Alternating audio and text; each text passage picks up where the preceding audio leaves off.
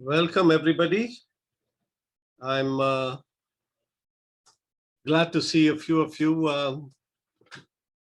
avoiding the sun and being indoors. I hope it's going to be interesting sort of time for you to follow through on what we're going to be talking this afternoon.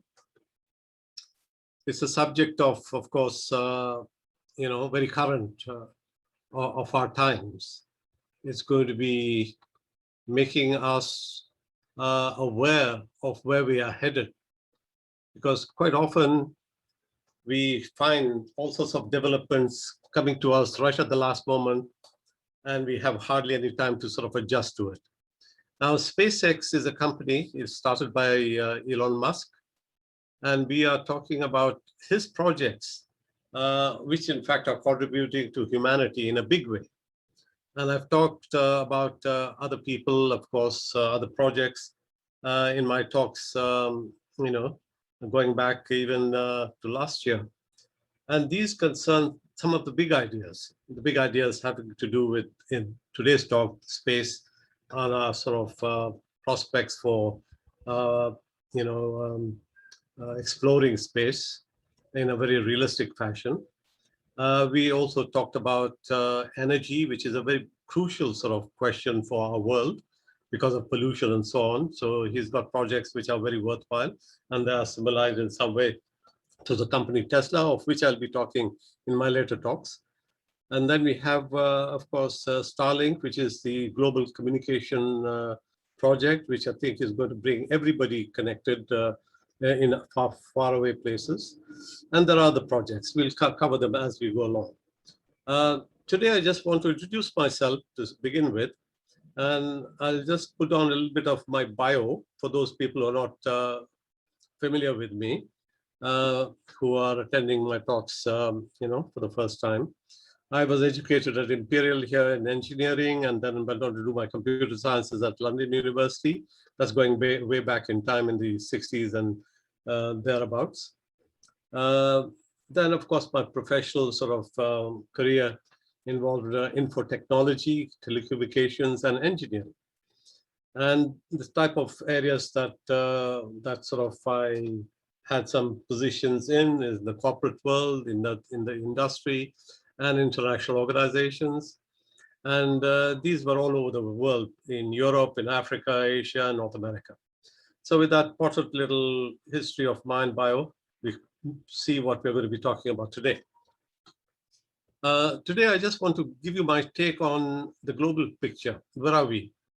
Right now, G7 took place, and we know that there is a big concern, apart from pandemic, about where the world is headed, especially with the onset of China coming in a big way. And of course, taking the lead on so many fronts.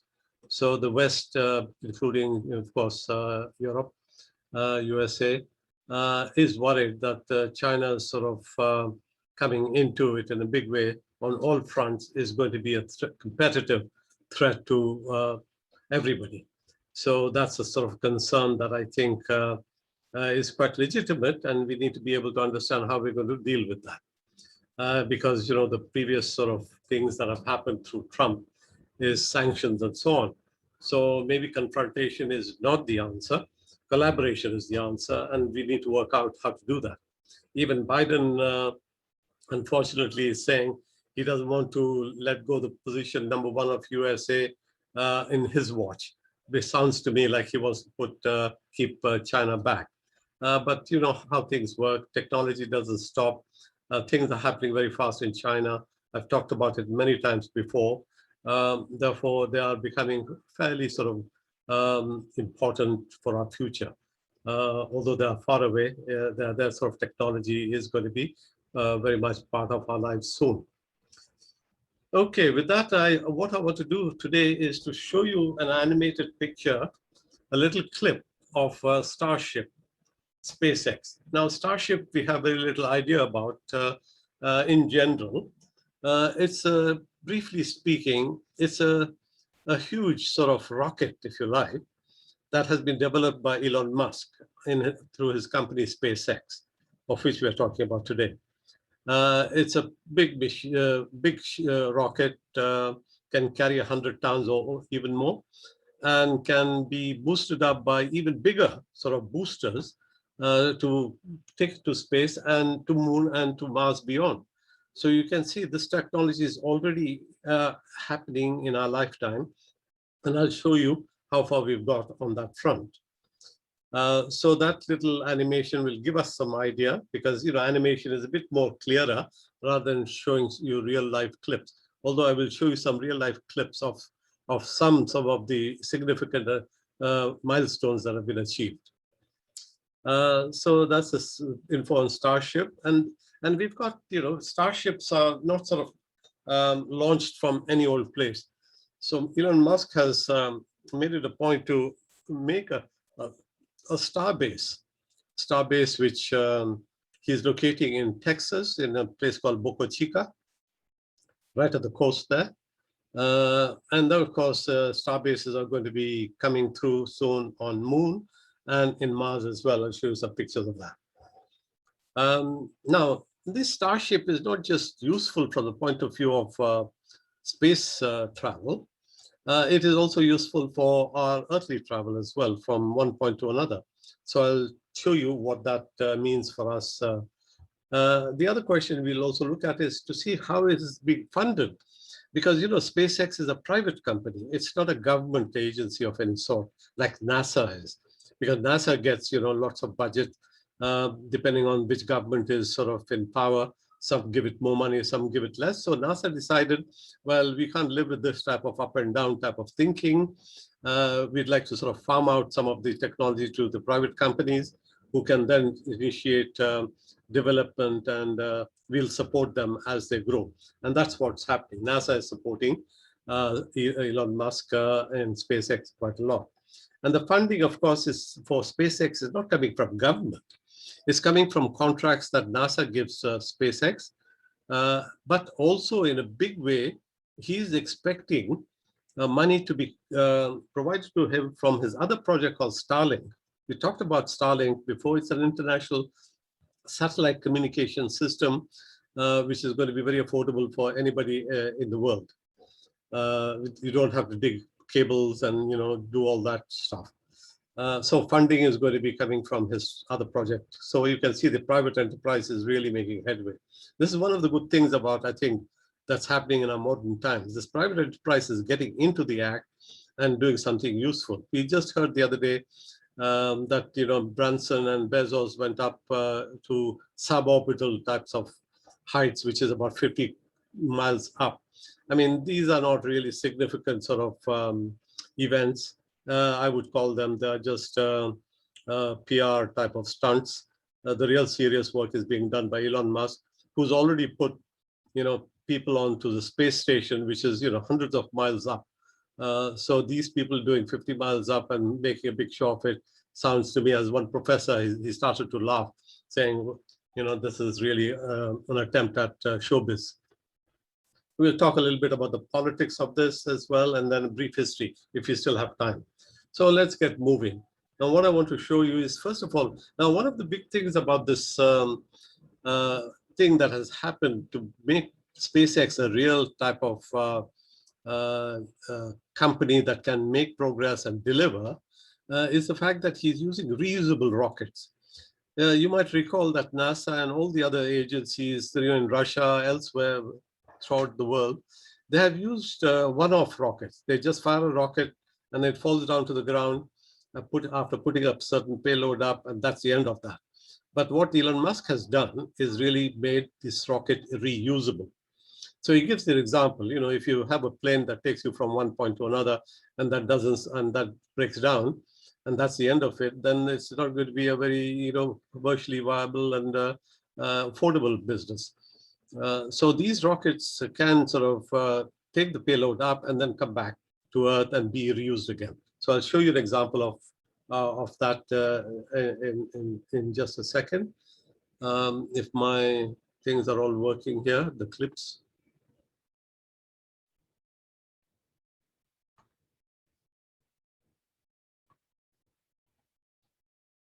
Hello. This is a takeoff of that first reusable rocket. You can see it's, I'm going to take off the sound there. Just show you so that you can have the sound through me, as it were. Here it's lifting off. This is a reusable rocket, just for your information. And you can see it's Elon Musk is also running out to see this big achievement. It's a historical moment of you coming at a point when real serious work can be undertaken. These two side boosters are the ones that are going to come back, which can be reused again. Now, as it sort of separates, you see the boosters are separating from the main rocket. This rocket has a payload here. And then, of course, we have in our show here the re-entry of the booster rockets coming back.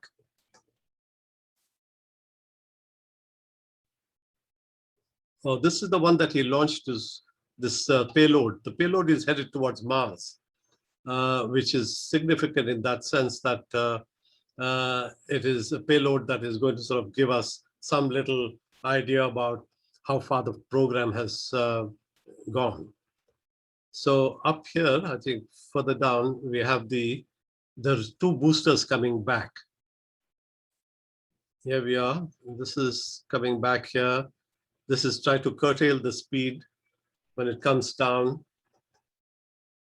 Here we are, the two of them, both of them landing, as you can see.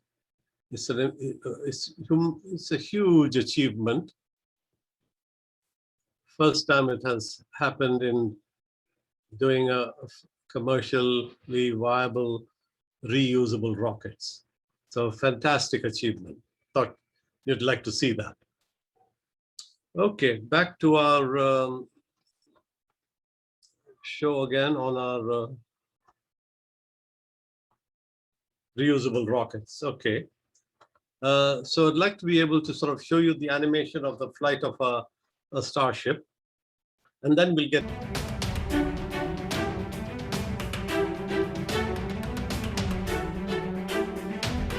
SpaceX's Starship will be the world's first fully reusable orbital class rocket. Designed to realize the vision of building a sustainable civilization on Mars, Starship's ability to transport large numbers of people and cargo is set to revolutionize how we access space. The Starship system is comprised of two parts, a 9-meter wide upper stage spacecraft called Starship and a lower stage booster called Super Heavy. Towering above its surroundings, the 120-meter tall Starship system will be the most powerful rocket in history. A Starship orbital launch begins with the ignition of the Raptor engines at the base of the Super Heavy booster. Super Heavy lifts the Starship until stage separation, after which the booster reorients itself and reignites its engines to return to the launch site. Large grid fins allow Super Heavy to precisely descend beside the launch tower, where the booster is caught in mid-air. Re-landing, refueling, and reusing boosters in this way allows more frequent missions at substantially lower launch costs. Meanwhile, in orbit, the cargo-carrying Starship opens its payload fairing to deploy satellites into their target orbits. With its mission complete, Starship returns to Earth using the heat shield on its underside to survive the temperatures of atmospheric re-entry. Starship then plunges through the atmosphere, belly first to lower its terminal velocity, using aerodynamic fins to steer the vehicle and control its descent. Finally, just hundreds of meters above the ground, Starship reignites its engines, flips to a vertical orientation, and comes in to land.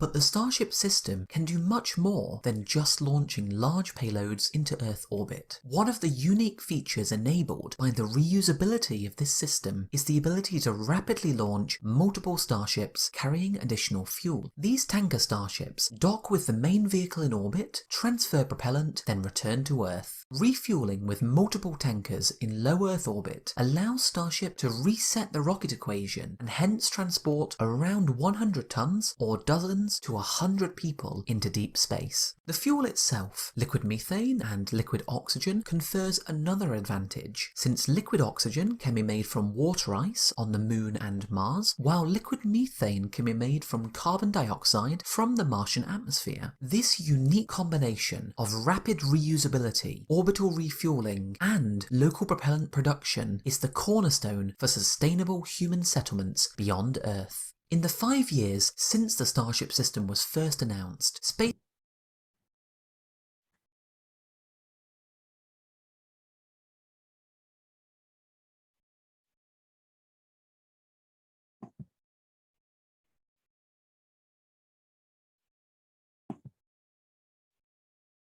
talking about the other aspects of the detailed aspects of that. I just want to have a visual idea first about where we are headed. So in this is the next one that I want to show you.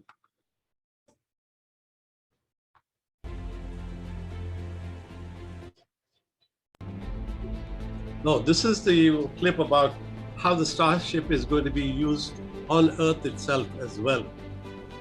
You can see here is the launching of that Starship from a vertical position, so it can be on a course, so it doesn't need to have a big runway. It's headed out to its destination, as you can see. And the booster is going to be coming back. Here's the booster.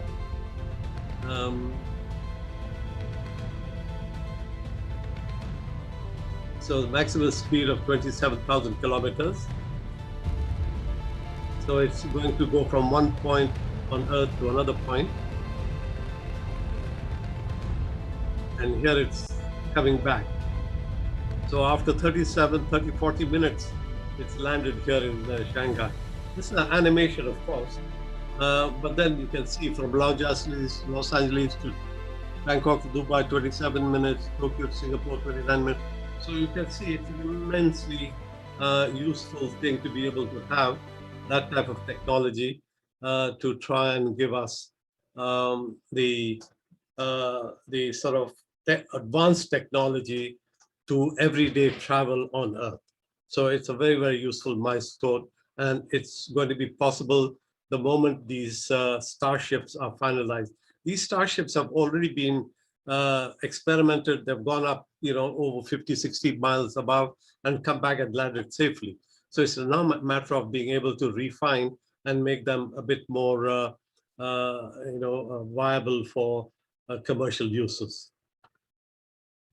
So that's I'll show the animation to Mars a little later on. So let's just look at and see. This is the thing there. Maybe I'll just make it a bit bigger with a picture. So this is the Starship from flights on Earth. Passengers from one city to another not being able to go anywhere in under 1 hour. This is saying the same thing. I'll just show it a bit bigger.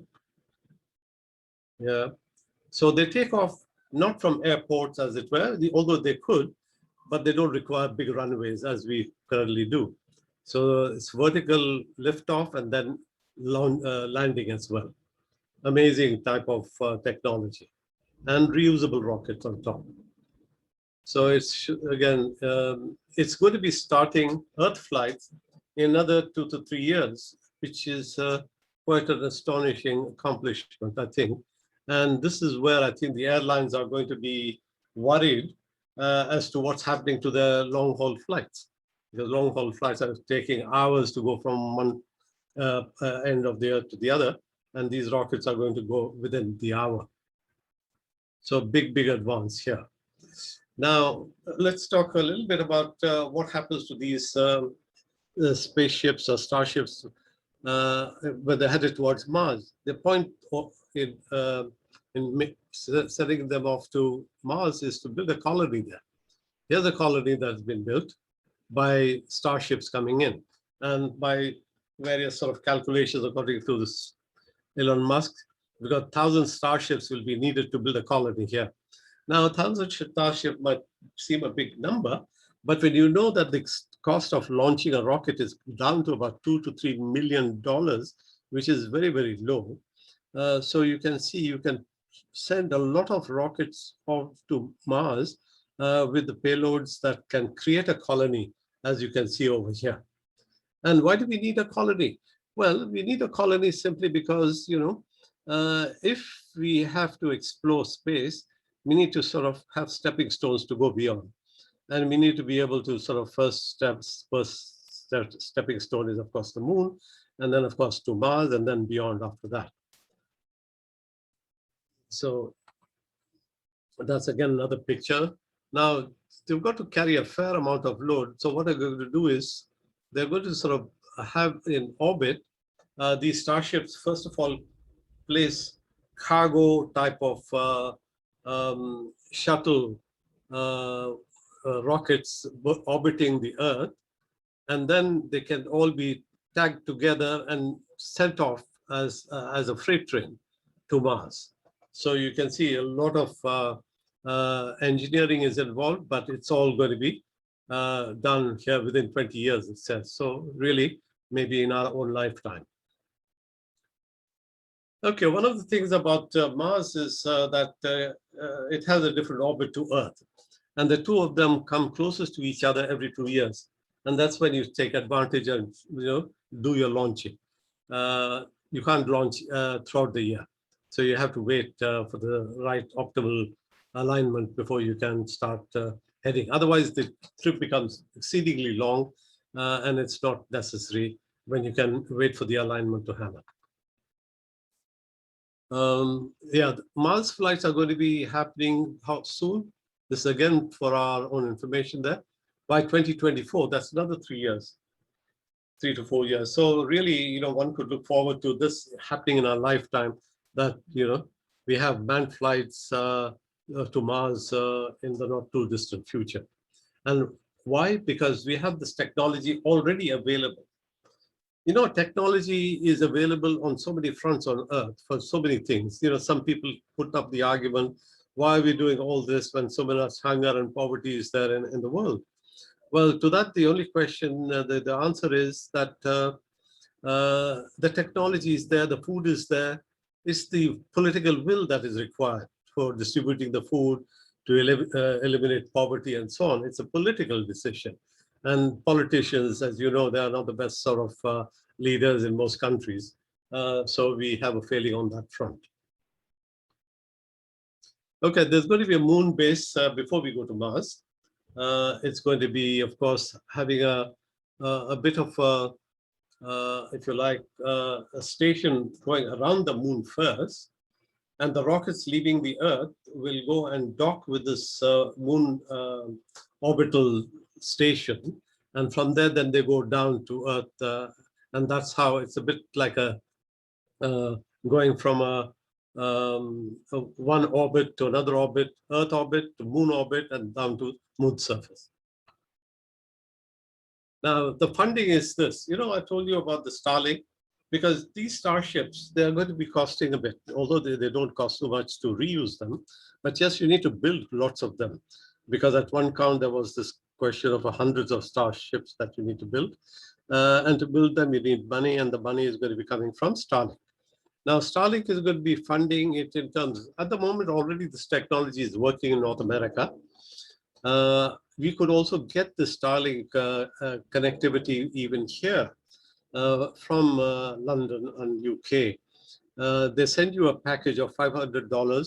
One is a dish, which you just point skywards to catch the signals sort of coming from the satellites, and then you connect to your computer.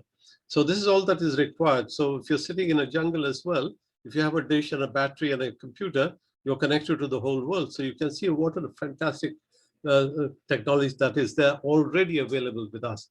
And I'm going to be waiting for the day when I can connect soon, simply because I'm so fed up with Virgin and all the other sort of service providers over here. Because these service providers, they're out to make big bucks and not sort of provide a service. That's why I want to get rid of this the moment I get hooked onto Starlink. That's the moon base we talked about. Yeah, funding starships. Okay, NASA has helped Elon Musk when he started the SpaceX. He was down to his last penny. This is going back about 15 years, and NASA came in at the last moment when his last penny was being used on the rocket that he was launching.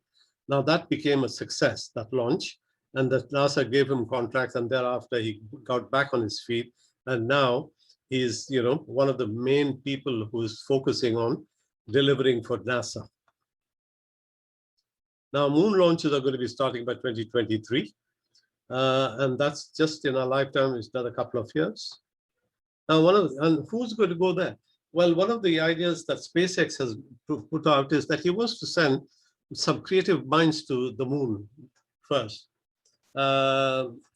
People like artists, sculptors, and architects, so that they can experience moon and be able to come back and create in their own fields some new ideas.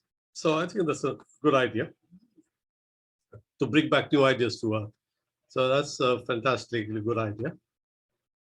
Now, star bases, we said that Elon Musk is going to do a star base, and that's in Texas already. Now, this is what is starting to look like the star base. These rockets you can see already on the base there. The mission control over here. And this is where it's located. This is Texas, and Boca Chica is all down here. And he's transferring his Californian sort of company to Texas. Texas is a bit more friendly for development. Californian taxes are sort of saying too much, and therefore he's moving over to Texas. In a way, that's not a bad decision, because all my family, my brothers and sisters, are all in Texas, and they're all very happy because they feel that Texas is growing fast. Now, one of the things about this Earth-to-Earth sort of travel is, on the Starship, they can use these rigs as well. They can make these rigs so that the rocket can launch land on them. It can take off from whatever the base is. They can make them into a launch and a landing pads. So it's just an idea that is being explored. I don't know how valuable that is going to be in the future. Now, this is Boca Chica. That's a real sort of map of the rocket sites that are being conducted nowadays.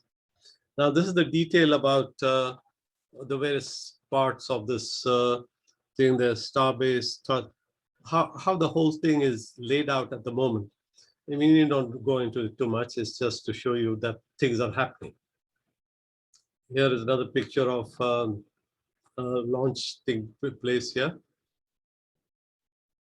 And these are remarkably accurate. When they go up and they come down, they actually come down right on that X quite often. And some of the rockets that are retrieved, they don't have to land on the ground. They can land on the sea as well, on a boat, which has a big surface area, as big as this surface area, and they come and land on that. So it's an astonishingly accurate type of technology. So that's another picture. Here is just showing us how the thing is taking off here from this launch pad.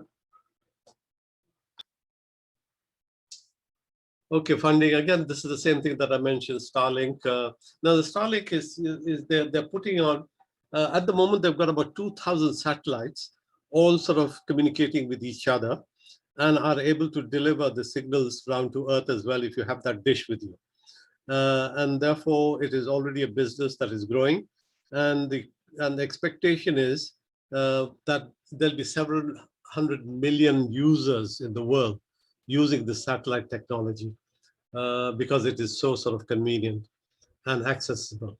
So it's going to be the source for SpaceX to go to Mars. Okay, I mean, I thought maybe I'll just put in this little brief thing about history. Gagarin was the first guy who went into orbit. You remember in the 60s or late 50s, I think. And here is his picture. That's when the whole game started. But then after some time, when Kennedy came in, he saw that, they have taken, pulled ahead of USA. And he then gave NASA a lot of money to go to the moon. And NASA worked hard and they made a landing on the moon. And that was again, but then thereafter, the whole thing stopped. So that sort of, so these are landmarks that are there of various stages of getting there. This is the first American space. This is important here because space station is one of those things that's orbiting our Earth. And we have people there right now. And it was done in a multi sort of lateral basis. Even Russia was part of this, but not China, which was a shame because China was not included in this International Space Station. With the result, what we have now, China is the only one who's got a new station that's come up. So if you block China from doing something, they create their own. And that's what's happening in the chip industry as well. So, okay, so with that little bit of history, which is just more of such a milestone, I'll leave it at that so that if you have any questions, I'll be able to try and answer them. And I'll unmute you as well. And if not, you can unmute yourself and be able to ask questions if you have any. I'll just stop the share of screen and go to view, which will give us gallery view. Right. So here we are. You can unmute yourself. Great. Okay. Now that I know that you can hear me. Now that was a very, very quick run because it's a very big subject. And I've dealt with the subject many times, and you can pick up a lot of the more detailed aspect of it on my archive that is usually sort of put out by Gilly on the regular U3A timetable. So, right. I see that you're full of questions. Yes, Annette. Go ahead. Shafiq, taking a very pessimistic view, it looks like we're going to be able to colonize another planet, according to this timetable, when we've managed to finally mess up our own one. Well, Annette, one of the reasons why this exploration to Mars is becoming important is that we are so good at messing up our own planet. It may be that we might blow it up, and that's an insurance for us that life doesn't get wiped out. At least there'll be some life there beyond Earth. But it's a long shot. But because technology can't be stopped, we need to progress on that front. But of course, what we need is better leadership in our political sort of areas, and we just hope that we elect the right leadership. The political game gets played so sort of much on the media that we are victims of the media to a large extent, and we seem to be swayed by the media to go and vote for public, or leaders who may not be the best leaders for us. Shafiq, yes, June. Shafiq, I'm afraid I'm not entirely clear about Starlink. What exactly? Who runs Starlink? What is Starlink? Starlink is still under, it's a subsidiary, if you like, of SpaceX. They haven't become a separate company because Elon Musk says we'll make them into a separate company, what they call an IPO, initial public offering, and put it up at the stock market the moment he has a certain amount of revenue coming in. Now, the revenue is coming in from satellites that he has put up in orbit, which enable us to use our internet using that satellite. Now, the reason why he's able to put up so many satellites is because he's got reusable rockets that go up and doesn't cost the Earth to put up a satellite. In the old days, putting up a satellite was very expensive business. And we have a few now which are called geocentric satellites, which we at the moment use. And you can see even when you get somebody on the TV talking to another person across the world, there's a delay. That delay is very, very perceptible. With these satellites, they're a bit low orbit, as they call them. The communication is going to be instantaneous. So we have those types of connectivity, which is in space, in orbit. And at the moment, they've got 2,000 satellites. But he's got plans of putting on another 30,000 or so, or 20,000 more. Sorry, he wants to have 42,000 all told. Let's see. Some people are worried, of course, that it might cause a lot of debris, but he's taking care of that. Yeah, go ahead, Jim. So have I understood aright? Elon Musk more or less runs SpaceX, and its subsidiary is Starlink. Absolutely right. SpaceX, he's the majority at the moment. He's the main person. He hasn't put SpaceX out to the public offering as yet. So what we have in his projects, Tesla is the only publicly quoted company of which he's also got the main shareholder. Now, he's not put SpaceX as a public company as yet. Only people like Google and Microsoft, they're backing him by supplementing some of his needs or complementing his needs for money. But he will be making that into a public company soon, so that it is there under the scrutiny of whatever the stock exchange people's regulations are. So at the moment, it's still a private company. Mm-hmm.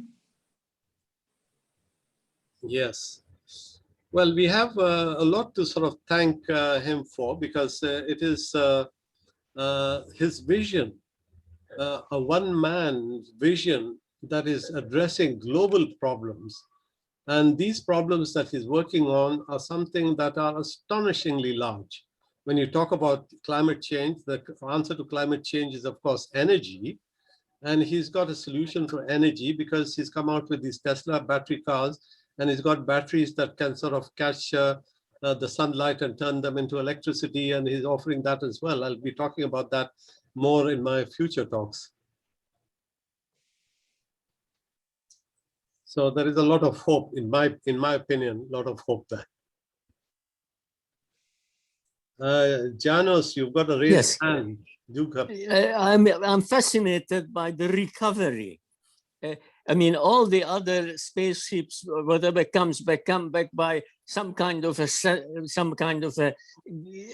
what do you call it, slowing down the recovery by space. You know, what do you call it? What do you call that thing? You know, parachutes, you mean? Parachuting. Now, how do they recover it in this case? Because it has to be absolutely accurate to be reusable. Yeah, well, you see, there are two ways that at the moment they're conducting. One is the type of recovery that is coming back of astronauts from the space station. They come down, and at the last sort of instance, they open up the parachutes.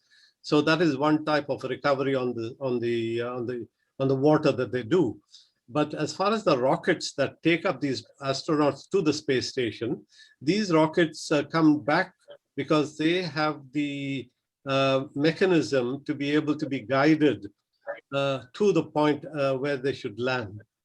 So in other words, they come back as a rocket. That's right. With some motorized or booster power. That's right. They have.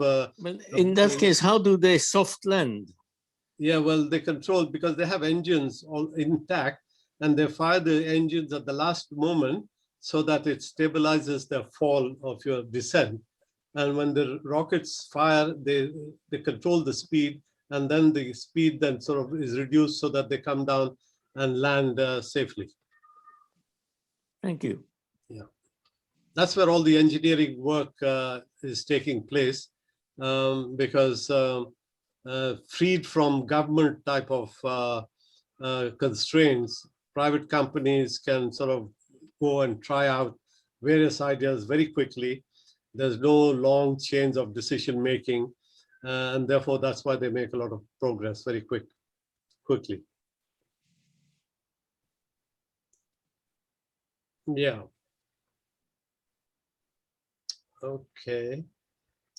Well, the latest news on space flights or subspace flights has been by Branson, because he set up going on a little plane which was carried by another plane, and then sort of went about to 300,000 feet, I think, and then said, well, I've done the space journey, and then he came back, a bit like his balloon journey. You know, he went on a balloon, you remember, and then he came down because it was too windy. So I don't take him too seriously. Although I think, you know, he's going to attract some people who are going to pay $250,000 for these trips that he's offering. And also Bezos is also doing a similar thing. Yeah. I hope Elon Musk doesn't sort of get misled by these and he himself wants to go up. I hope not, because he's already proven that he can put people on the space station, which is about 10 times the height or whatever these people have been doing.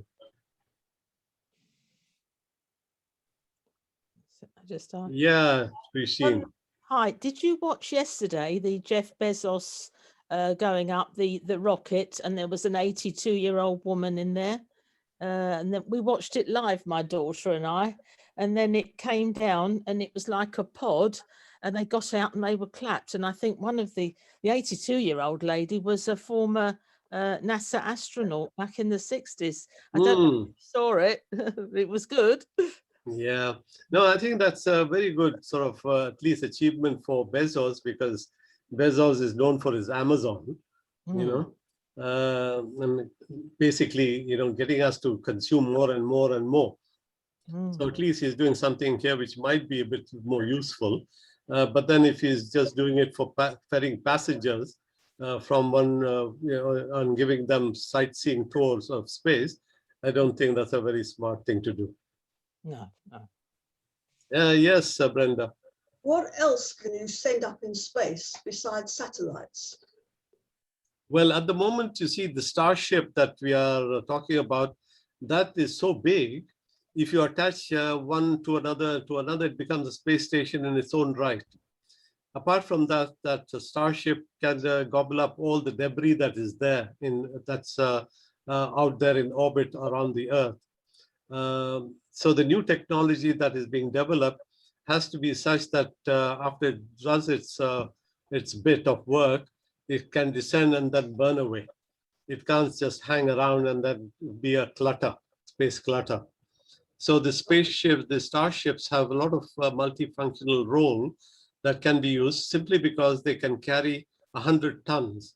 And the cost of launching is tens of millions only rather than hundreds of millions. 100 tons of what? What are they sending up there? Well, you see, the Starship carries a payload. Payload means it can be anything. It can be passengers, it can be cargo, whatever it can carry. But in order to go to Mars, they have a booster. It has to be placed on a booster, which is about 3 times the size of the Starship. Starship is about 50 meters tall, 30 meters wide. And the booster can be 150 meters, you know, 3 times bigger. And it is really used to take this Starship to orbit or beyond the orbit, and then come down and be reused again to take other Starships. But the big journey, as I said earlier on, is that you can ferry fuel tanks up to orbit and be in orbit and be linked together. And then once a Starship is ready to go to Mars, they all can go at that incredible speed that they travel, which is, you know, 17,000 kilometers an hour or something like that. Yes, Annette. Well, just out of interest, the lady that Bezos carried actually came out top of her class in training, beating all the men hollow, but she wasn't allowed to go into space because she was a woman. Yeah, well, the world is still very patriarchal at the moment, Annette, whether we like it or not. It has been there for centuries. So I think that was her reward. And I think it was probably the culmination of her ambitions. Yes. Yeah. Well, And at least she had the pleasure of doing it safely. yeah, but I think some of the names that have been omitted are being sort of highlighted. Even this DNA, you remember, the DNA, the helix, double helix, which Rosalind Franklin. yeah, the Watson and Crick. What's You know, they got the credit, but the lady who did the crystallography, the pictures, which gave them the idea of the helix, because it was clear in her X-ray, she wasn't mentioned and she wasn't sort of recognized. Yes, she was also dead by the time that the Nobel Prize was awarded. Yeah. And it's only Yes. ever awarded to live people. Yeah, very likely, yes. But I think women are finding their voices again, and I think that's good. Because I believe that unless one is really sort of, stands up for one's rights, it doesn't get given to you on a plate. That's the way of the world, unfortunately. Agree. Pam, you're back with us. You're walking in the woods, it seems to me. Yes, I didn't make it in time. I got stuck on the train, so I'm in the woods. So I've missed it. Well, the Sorry recording about is that. on, so I'm at least happy that I did have the recording on, so I'm glad about that. Yeah, I can watch the recording, which will be good. So SpaceX is a big sort of event in our lives, and I think we could follow the progress, perhaps in the context of what I've just talked about. We are headed out to the moon and to other points of the Earth very fast, and to Mars as well. Sounds great. Yes, I think if you take that in the context of all the advances that are taking place, the 60-year-olds or the 70-year-olds of today are going to be like 40-year-olds of yesterday. Yeah. So we are all sort of getting younger in space terms. Yeah. Well, who wants to travel to space, by the way, if it's safe enough?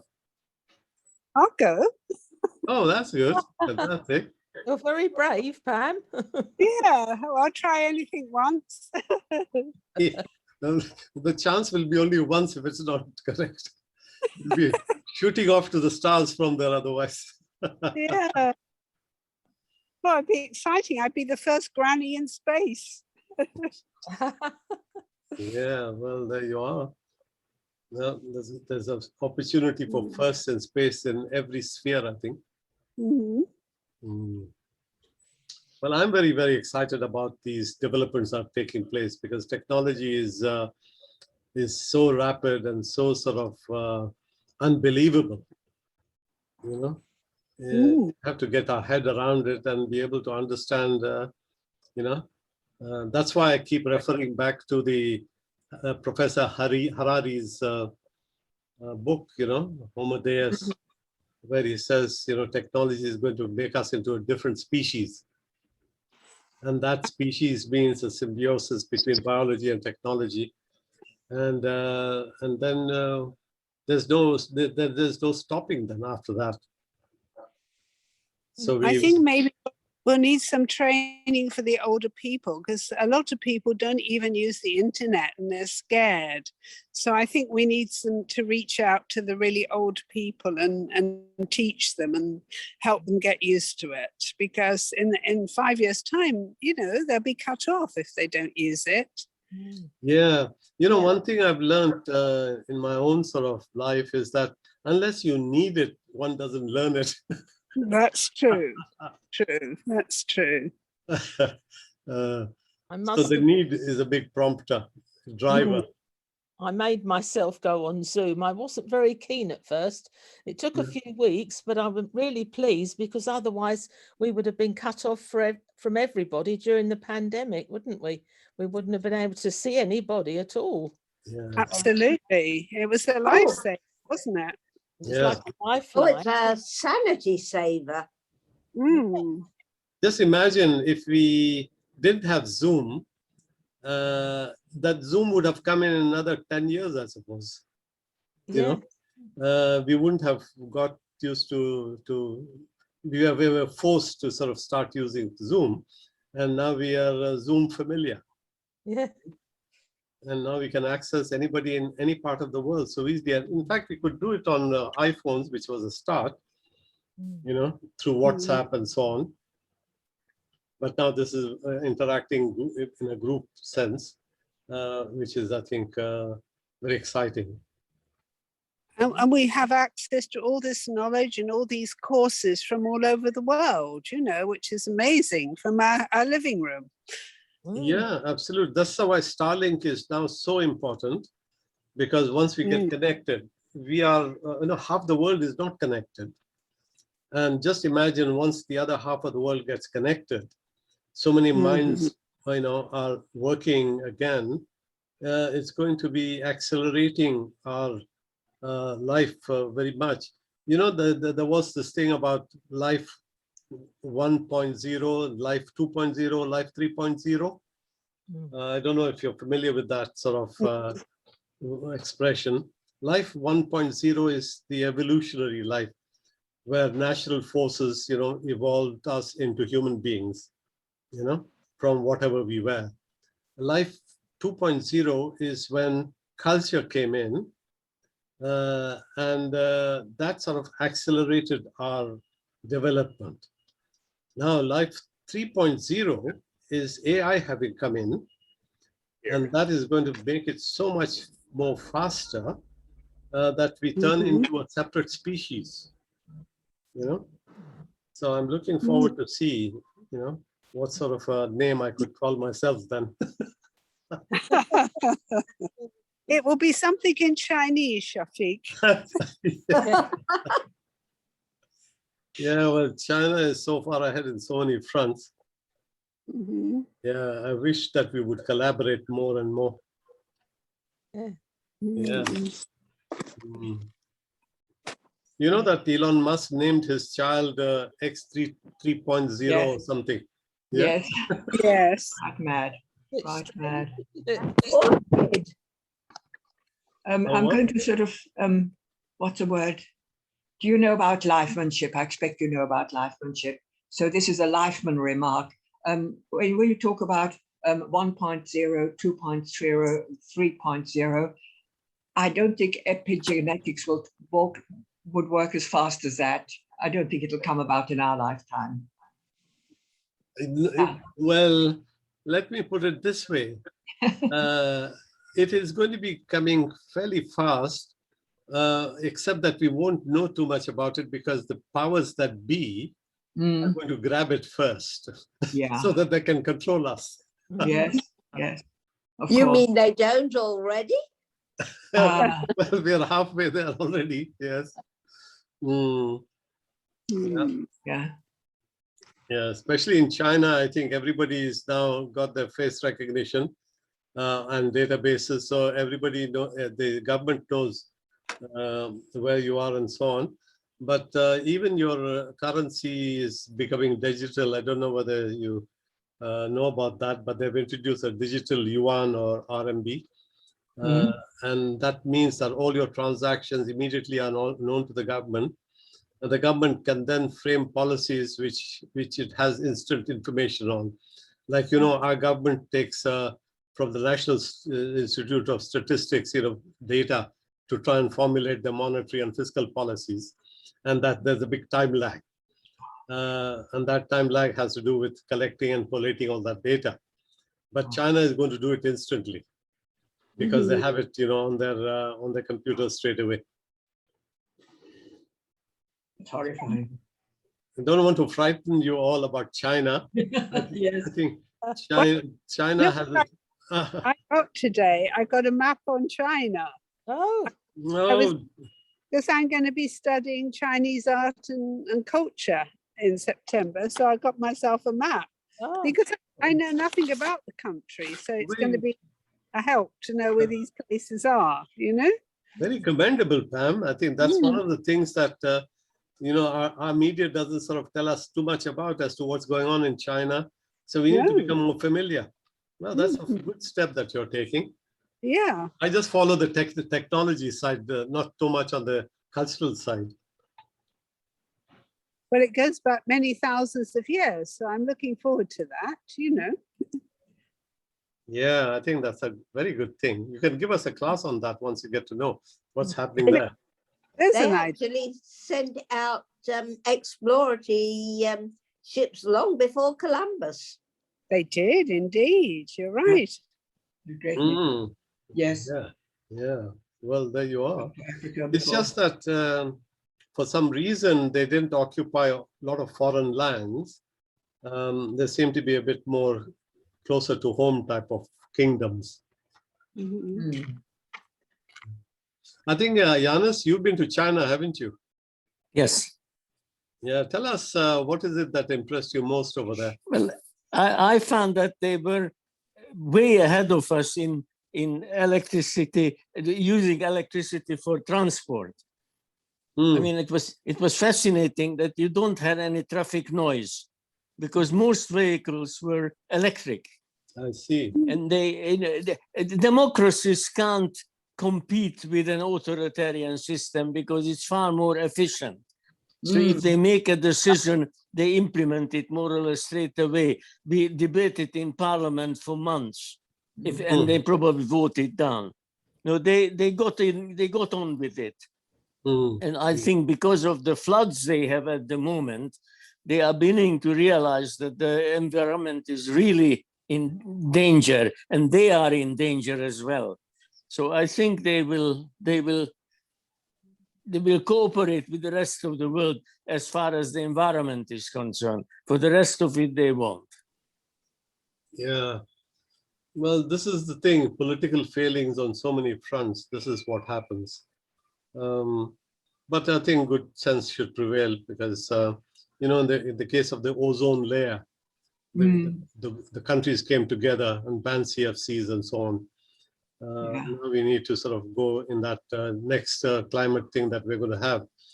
Some serious sort of commitments must be undertaken, hopefully. God. Yeah. Did you, Janos, did you travel on any of their fast trains? Yes, we had a I think 500 or a short trip, sort of a sample of it. We traveled on trains which were much faster than anything you have in Britain, but the real fast train they were just trying out. They had a short section which you can pay for it to just sample how it was, and it's like you are sitting in your own bathroom and take it easy. You don't feel the speed at all. But most of the trains are very efficient. There is no step down. The platform and the station is exactly level with the way you get out of the city. And all the trains we traveled in, they were very fast.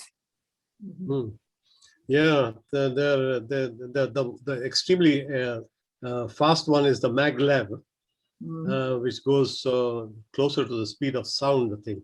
You know, so we sort of given a sample of the very fast one, but that was purely for demonstration purposes. Yeah, I think the network is very extensive with these fast trains going for 300 kilometers an hour.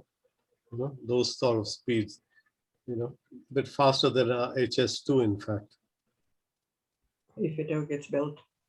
Yeah, the network is about 24,000 miles long, fast train network, and you may be surprised to know that USA has none. You know.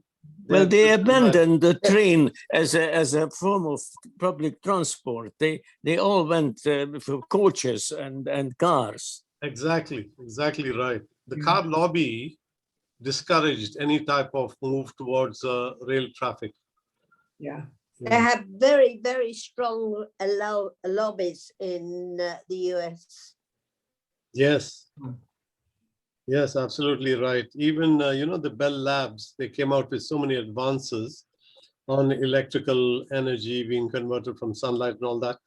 I think these nascent companies were bought up by these bigger companies, especially oil companies. And yeah, And, and the developments that would have benefited people have been filed away quietly in a locked drawer. yeah, that's right. They Okay. basically stopped their competition, nipped it in the bud. Yeah.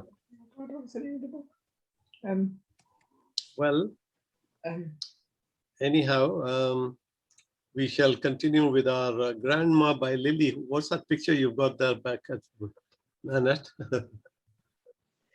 Oh, my granddaughter painted it. Oh, really? Oh, that's pretty good. And Excellent. that is the two of us. That's gorgeous. Lovely. Yeah. Excellent. Very Brilliant. good. Brilliant. Okay, shall we say goodbye and so that you can go out and enjoy the sun? Thank you, Thank you, Shafik. Thank you, Thank Shafi. you. Bye. Thank you Thank very Bye, much. everyone. See You've been you. brilliant. Bye-bye. See you next week, hopefully. Bye. Come on, come on, come on.